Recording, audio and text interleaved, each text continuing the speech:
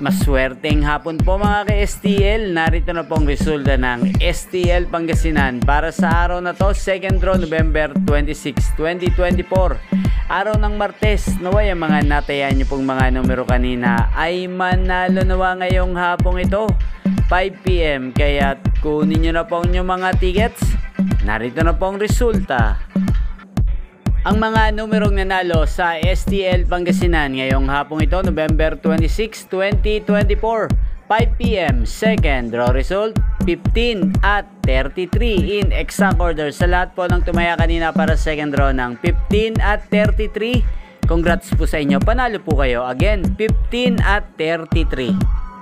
At ngayon, shoutout po natin sa STL Pangasinan si JC Mallorca. JC Mallorca, shoutout po sa iyo. Naway swertihin ka na sa STL Pangasinan ngayong hapong ito. At sa lahat po ng mga taga Pangasinan dyan, shoutout po sa inyo. Naway isa rin po kayo sa manalo sa STL Pangasinan.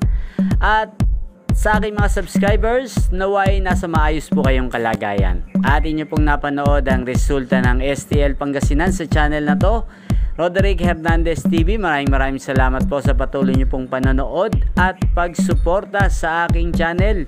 Huwag pong kalimutang mag-subscribe. Thank you for watching. At sa mga nais pong ma-shoutout sa channel na to, mag-comment lang po kayo at shoutout ko po kayo mamaya. At magkita-kita po muli tayo mamayang 8:45 PM sa channel na to. Thank you for watching.